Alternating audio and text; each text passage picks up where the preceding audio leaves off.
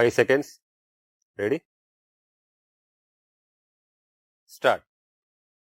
சட்டமன்ற பேரவையில் வரவு செலவு திட்ட பொது விவாதத்தில் உறுப்பினர் பேசியதாவது: மாண்புமிகு பேரவைத் தலைவர் அவர்களே, இந்த விவாதத்தில் பேச எனக்கு இந்த வாய்ப்பை வழங்கிய தங்களுக்கு எனது மனமார்ந்த நன்றியை முதலில் தெரிவித்துக் கொள்ள விரும்புகிறேன். எனது உரையின் துவக்கத்தில் ஒன்றை மறக்காமல் குறிப்பிட ஆசைப்படுகிறேன். அரசுக்கு பல்வேறு நிதி சுமைகள் இருந்தாலும் இந்த ஆண்டுக்கான நிதிநிலை அறிக்கையில் புதியதாக எந்தவிதமான வரிகளையும் விதிக்கவில்லை. அது மட்டுமல்லாமல் சுமார் 10,000 கோடி ரூபாய் அளவுக்கு கூடுதலாக திட்டப் பணிகளை இந்த ஆண்டு அரசு அறிவித்துள்ளது. இதற்காக மாண்புமிகு உறுப்பினர்களின் சார்பில் முதற்கண் நன்றி கூற விரும்புகின்றேன்.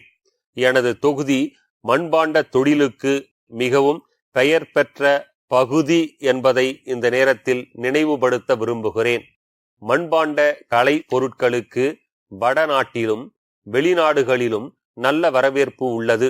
எனவே மண்பாண்ட பொருள்களுக்கு அரசு முழு வரி விலக்கு அளிக்க வேண்டும் என்று முதற்கண் கேட்டுக்கொள்ள விரும்புகிறேன். இன்னொரு கோரிக்கையையும் இந்த நேரத்தில் நான் அரசின் கவனத்திற்கு கொண்டு வர விரும்புகிறேன். ஏரி குளங்களில் இருந்து இத்தொழிலாளர்கள் பண்டல் மண் எடுப்பதை அதிகாரிகள் தடுக்காமல் இருக்க அரசு உரிய ஆணைகளை வழங்க வேண்டும் என்று கேட்டுக்கொள்ள ஆசைப்படுகிறேன். அடுத்ததாக, மாற்றுத்திறனாளிகளுக்கு மானிய விலையில் 2 சக்கர வாகனம் வழங்கியதற்காக நான் இந்த அரசை பாராட்ட கடமைப்பட்டுள்ளேன். அதே நேரத்தில் பெட்ரோலின் விலை அதிகமாக இருப்பதால் அவர்கள் வாகனங்களை பயன்படுத்த மிகுந்த சிரமப்படுகிறார்கள். எனவே மத்திய அரசுடன் கலந்து பேசி மாற்றுத்திறனாளிகளுக்கு மானிய விலையில் வாகன எரிபொருள் வழங்க ஆவண செய்ய வேண்டுமென கேட்டுக்கொள்ள விரும்புகிறேன். அடுத்தபடியாக, மக்கள் நல்வாழ்வுத்துறை குறித்து ஒன்றை குறிப்பிட விரும்புகின்றேன். மாண்புமிகு முதலமைச்சர் அவர்களது மருத்துவ காப்பீட்டு திட்டத்தின் கீழ் வழங்கப்படும் மருத்துவ சிகிச்சை வரம்பை உயர்த்தி ரூபாய் 5 லட்சம் வரை இலவச சிகிச்சை அளிக்க ஆவண செய்ய வேண்டும். மருத்துவ செலவுகள் அதிகரித்துள்ள நிலையில் இது மக்களுக்கு மிக்க பயன் அளிக்கும். எனவே இதற்கான ஆணைகளை உடனடியாக வழங்குமாறு அரசை வேண்டி விரும்பி கேட்டுக்கொள்கிறேன். இந்த நேரத்தில் மற்றொரு முக்கியமான கருத்தையும் இந்த மன்றத்தின் கவனத்திற்கு கொண்டு வர ஆசைப்படுகிறேன். எனது தொகுதியில் கடந்த ஆண்டு கொரோனா தொற்றின் போது உயிரிழந்த ஒரு சிலரது குடும்பத்தினருக்கு ஓராண்டு ஆகியும் அரசின் நிதி உதவி கிடைக்காமல் உள்ளது. அவர்களது பட்டியலை நான் மாண்புமிகு அமைச்சர் அவர்களிடம் அளித்துள்ளேன்.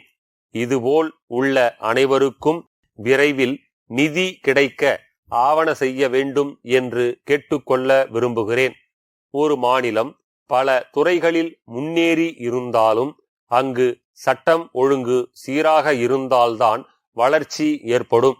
அந்த வகையில் நமது மாநிலம் எப்பொழுதுமே அமைதி பூங்காவாக விளங்கி வருகின்றது என்பதை கண்டு மெத்த மகிழ்ச்சி அடைகிறேன். அதே நேரத்தில் வெளிமாநிலங்களில் இருந்து ஒரு சிலர் இங்கு வந்து குற்றச் செயல்களில் ஈடுபட்டு செல்வதாக செய்திகள் வருகின்றன. அதனையும் அரசு உடனடியாக தடுத்து நிறுத்த வேண்டுமென்று அன்போடு கேட்டுக்கொள்ள ஆசைப்படுகிறேன்.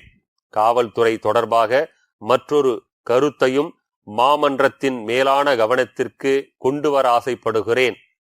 சமீபத்தில் காவலர்களின் பணியை எளிமையாக்க அவர்களோடு இணைந்து செயல்பட சிறப்பு இளைஞர் படையை உருவாக்க இருப்பதாக அரசு அறிவித்துள்ளது.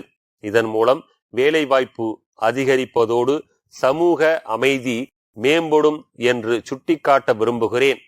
அத்தகைய சிறப்பு படையில் கிராமப்புற இளைஞர்களுக்கு முன்னுரிமை வழங்க வேண்டுமென்று கேட்டுக்கொள்கிறேன்.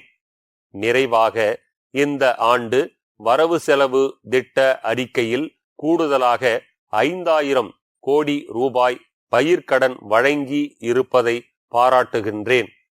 பேச வாய்ப்பளித்ததற்காக நன்றி கூறி எனது உரையை நிறைவு செய்கின்றேன்.